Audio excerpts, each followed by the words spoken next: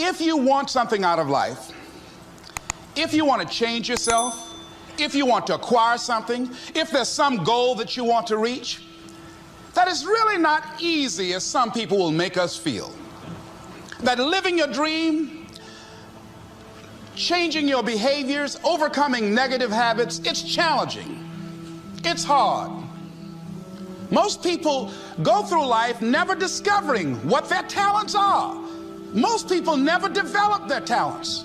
They have skills and abilities, but if you don't nurture them, if you don't develop them, they will never serve you. Your gifts can take you many places if you develop your gifts. Most of us don't like to do those things that come easy to us. I've always loved to talk to people. I decided, taking this advice, to develop my skills as a speaker. And my gift has developed and it's taken me many places.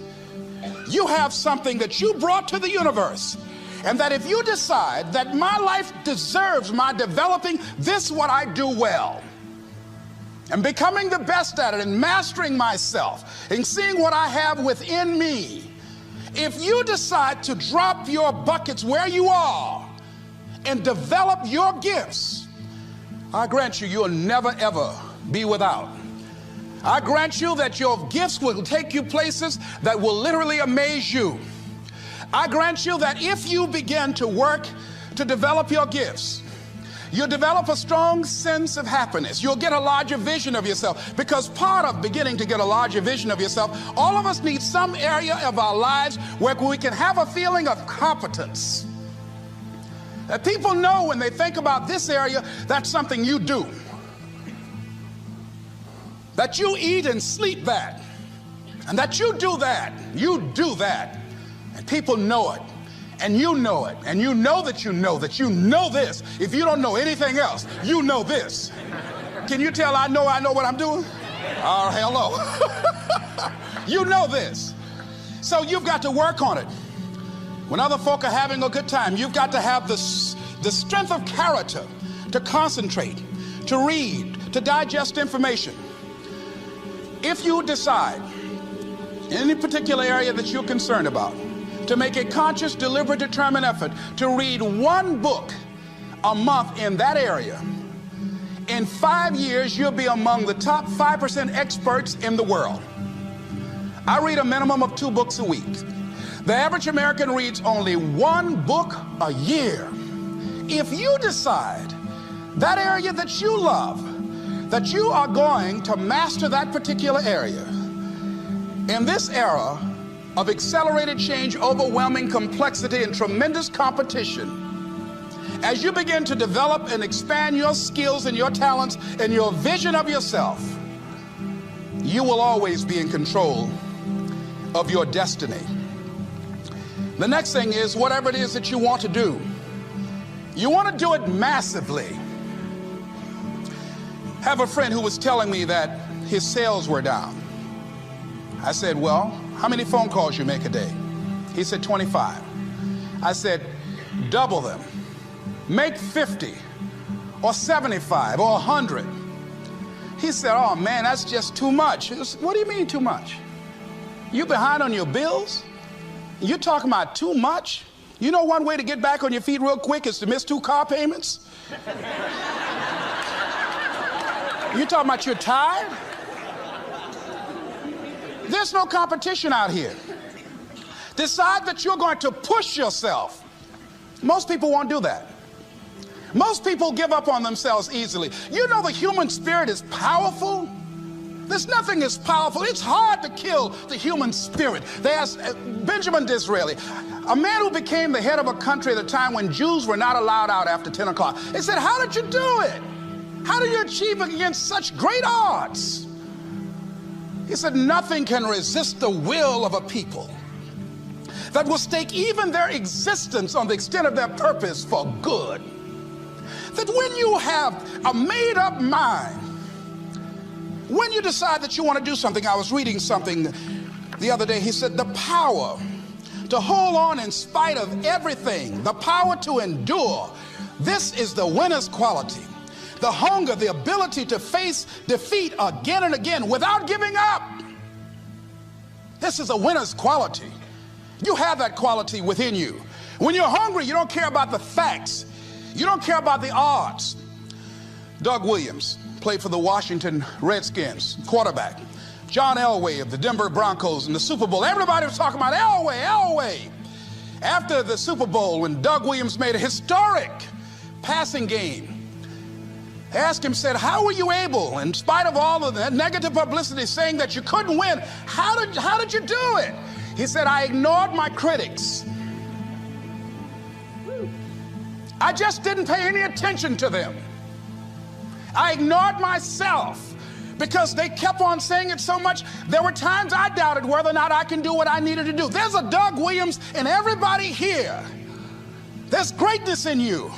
And you've got to learn how to tune out the critics outside and the critic inside. And says, I'm going to do this. I'm going to harness my will. And I'm not going to let anything stop me. I deserve this. I'm going to do it until. And this friend, I told him, said, start increasing your calls. I said, I make 100 calls a day. I got a callus in my ear. My ear's kind of dark. You can't see it, but it's there.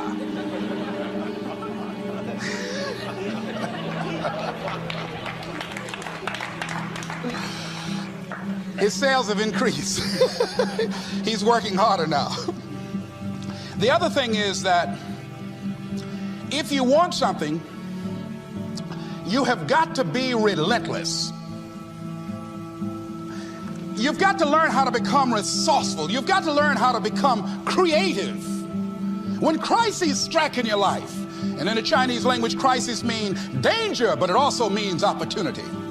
And this is an opportunity for you to grow. And you've got to be so relentless, regardless of what comes down the pike, that you're always looking for a way to get over, always looking for a way that you can break through, always looking for a way that you can win, always looking for a way that you can strike a telling blow. And pretty soon, I think there's some people watching us in the universe that say, wait, let's call a meeting over here. You know that guy Mustafa? Look at him down there. He won't stop. Just that fool don't know he can't get over. Look here. Why don't we do this? Let him go and let's mess with somebody else. Shit. Let him go on through.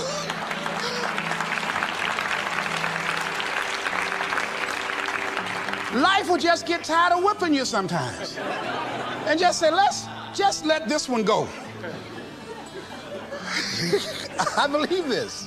Now, no one has told me this, but I just kept on kicking. I didn't have sense enough to stop. I was intelligently ignorant. I didn't know what I couldn't do. So I just tried anything. And the fascinating thing about life, because you can't get out of it alive, you might as well have a good time, you know? You might as well have a good time. Live your life with passion, with some drive. I was giving a seminar the other day, and I mentioned that I was going to do some training in August with some young teenagers and take about 100 away to a 2 or 3 day camp and wipe them out. Been working on this. So after the speech, one of the parents walked up to me and said, Mr. Brown, I'd like for you to do something for my son. He's not motivated.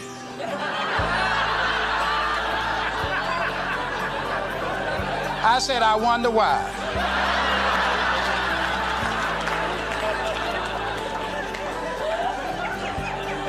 I wonder what's wrong with him. He had no fire whatsoever. See, what you do speaks so loudly, folk can't hear what you're saying. And so if you don't have any fire, you know, you've got to watch the people, the relationships that you develop. Have people of kindred mindsets. If you're around folk who are dead and negative all the time, they will affect you. You want people that are around you that have smiles on their faces, looking good. I was telling a group last week, Abraham Lincoln refused to hire a guy because of his face. They said, but the guy can't help it. He said, anybody over 30 is responsible for their face. If you have some depressing face looking at you every day, it affects your blood pressure. Keep these dead faces away from you. It's contagious. This is serious. So you've got to watch your countenance, watch your face, have an uplifted expression, watch your body posture. All of these things affect you psychically. You got to be the kind of person that you are fearless.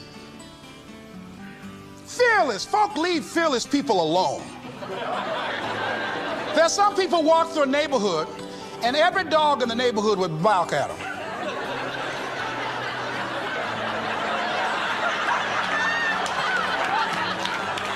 But there's some people come through and ain't nobody gonna mess with this.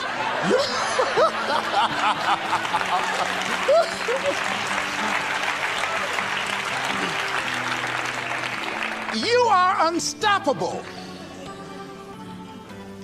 And because you are unstoppable, because you've got power that you haven't even begun to use yet, you owe it to yourself to release your brakes. How many of you have the experience of pulling out of your driveway and you mashed on the accelerator and the car was just going, and couldn't move, and you mashed harder and it couldn't move, and then you discovered you had your emergency brakes on, and then you release those emergency brakes and it goes, choo!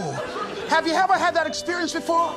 Most of us go through life with our brakes on, holding back, not giving all that we have, not sharing all of ourselves. Most of us go to our graves still holding on rather than releasing it. What are some of those things that keep us from releasing it? Because of past experiences, past defeats, past pain. We look back, well, it didn't work out then. It probably won't work out now. Many people get confused their performances with who they are. I was reading Pat Riley, the coach of the Los Angeles Lakers.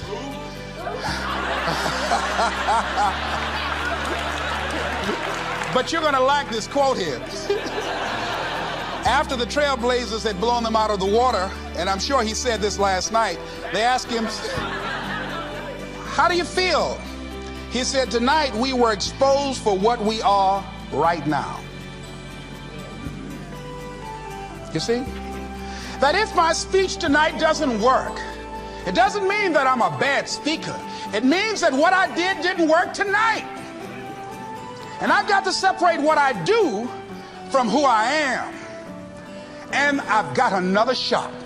See, the last chapter to your life has not been written yet, and it doesn't matter about what happened yesterday. It doesn't matter about the things that you've done that you feel guilty about. If you wouldn't do it today, you're convicting an innocent person. You've been reborn to a new state of consciousness. And as they say, if we knew better, we would do better.